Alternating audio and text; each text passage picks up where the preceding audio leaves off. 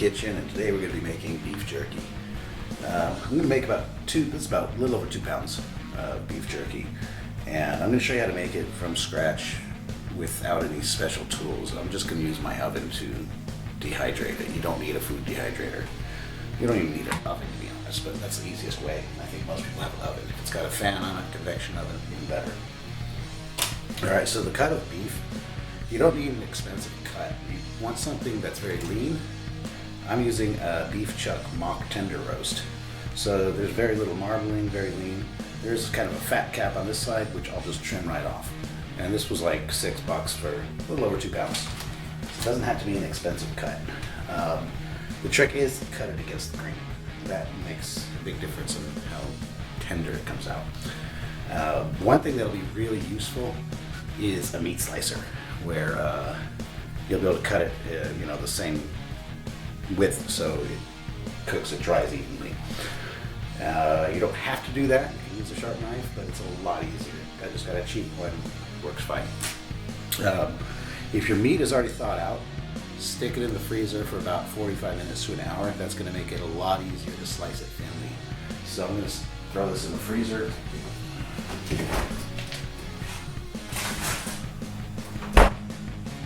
And meanwhile, I will get my marinade started. This is a recipe I've never tried, and I looked up a few of them and I made my own modification, but it's something I keep hearing about called Dill Pickle beef jerky, where they use pickle juice, and it's supposed to be really good. I modified it a bit. The original one I saw used powdered ranch dressing, which I don't have, and it's kind of hard to find here, so I modified that. Instead of the ranch powdered dressing, I'm going to use some of this guacamole mix, probably like half the bag or 3/4 of the bag. Another thing I'm going to do differently is I'm going to EQ brine the meat first. And EQ brining is awesome because you won't over salt it. You can use, it's only sugar, salt, and salt cure, like salt cure number 1. And you use exact measurements to what the meat measures out to. You use a calculator, I'll put a link below, and you won't over salt it. It comes out perfect this way. So I already got that mixed for the weight. And now I'm going to mix the rest of the dry ingredients. I normally eyeball it, but for the sake of the video, I'll measure it. And since this is a new recipe I'm trying, it's good to keep track of what you do. So about a teaspoon of onion powder. I'm not going to add any more salt because that's already in the EQ brine. About a half teaspoon of black pepper, especially ground. I'm going to add in a bit of this cold smoked paprika. Maybe about half a teaspoon or a teaspoon. Half a teaspoon is what I got here. And I'm also going to add a bit of cayenne because I like it spicy. Now for this guacamole mix.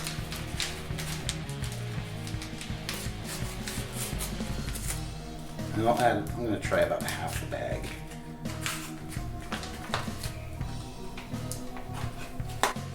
And also what I did is chopped up a fresh jalapeno, some cilantro, and some oregano I picked from the garden. Just as much as you want. I'm going to throw that in there too. Also going to use some fresh dill. About a tablespoon. Well, this is frozen dill, but closest I can get. Some minced garlic. A couple tablespoons. I like garlic.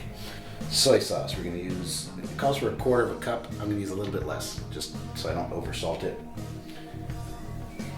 1/4 cup of Worcestershire sauce, and about 1/2 cup of dill pickle juice. And the fluid I'll add the last. First I'm going to put all the dry ingredients in the bag, mix it up, let the brine sit in for a good half hour, then I'm going to add the liquids. And that should be it. I'll put all the ingredients and the measurements down below. And now I'm ready to start slicing up the meat. You can cut it however you want, just cut against the grain. I do about maybe 1/8 to 1/4 inch slices. If you like it thicker, if you like it thinner, cut it thinner. That's going to marinate. I like to let it go 2 days, 48 hours. Marinate it, and from there you can just start drying it out in your oven, or and I'll show you how I do that. I think what I'm actually going to do is actually cold smoke it first and then dehydrate it. So time to cut the meat and then get everything mixed together and then wait a couple days. Alright, so I got my meat sliced up. I go about, that's the thickness I like.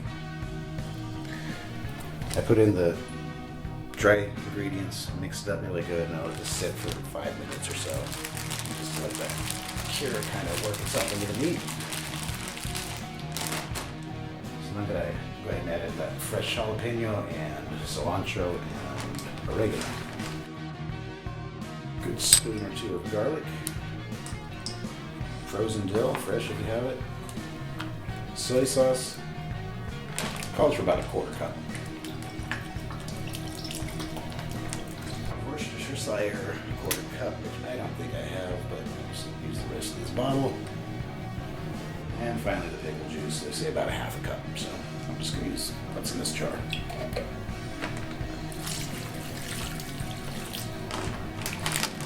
Alright, from here I'm just going to seal up the bag, mix it up really well, and 48 hours marinade. You can get away with 24 hours, but that extra day makes a difference. Makes a big difference in the flavors, I've noticed. So I like to go at least 48 hours. Sometimes I'll go 72 hours. Get as much air out as you can, but before I bother with that, I'm going to just really mix it up very, very well. That goes in the fridge. Later tonight, tomorrow morning, I'll just give it a flip, mix it up a little bit more. And now we wait. Alright, so this beef jerky's been marinating for a little over 48 hours, 2.5 days. It's ready to, I'm going to actually do this in the smoker. You don't have to use the smoker, you can just put it in the oven, put the fan on, put it on the lowest temperature, and crack the door. And it'll take a few hours depending on how thick you slice it and how you like it. So after a while you can do a bend test to see how brittle it is, if you want it drier or less dry. But I'm going to be smoking it, and what I decided to do is first I'm going to use the cold smoke generator, smoke without heat for one cycle, about 4 hours I'd say. Then I'm going to let it rest, and then smoke with heat, about 100 degrees Celsius. So another tip is after it's marinated for about a day, you can take one piece and just fry it in a pan really quick and taste it. I like to do that because then I can tell if it needs anything extra. I tried a piece yesterday and it was awesome. It's really got that nice flavor from the dill, and just the right amount of heat for me too. So, then you know if you need to add anything extra. It's a good way to test it out. So I'm going to be smoking with, I'm using hickory pellets. Use whatever wood you like. Hickory is nice. It's not quite as strong as mesquite, but it's strong smoke. I might add in some apple wood as well when I bring up the temperature. And now I'm just going to lay this out on the grill.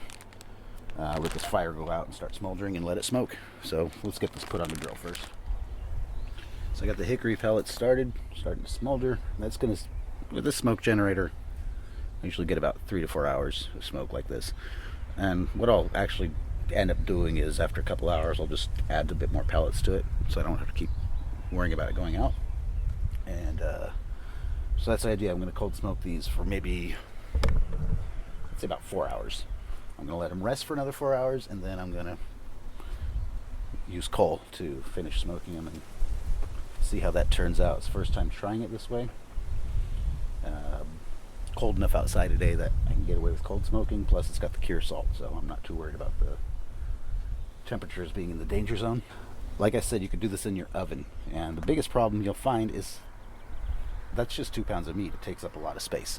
So when I put it in the oven, what I'll do is run like bamboo skewers or metal skewers through a piece of the meat, and I several like that on the skewer, and I put them through the grates and hang it from the grate of the rack. You can fit a lot more, and it still dries really good because nothing's touching that way. There's different racks you can buy for that stuff too if you're making a lot, but this fit perfectly with 2 pounds. I did cut it kind of thick and left big pieces. It looks like a lot, but you'll see once it's done it shrinks and it does not last long. One trick is to make it like really spicy if you have people around that are eating it up too fast, and it kind of slows them down to eat it too fast. But it's hopefully it comes out good. The marinade is awesome, I can already tell that. Very interesting dill pickle flavor, but it surprisingly goes well with it, and that guacamole powder really added something too.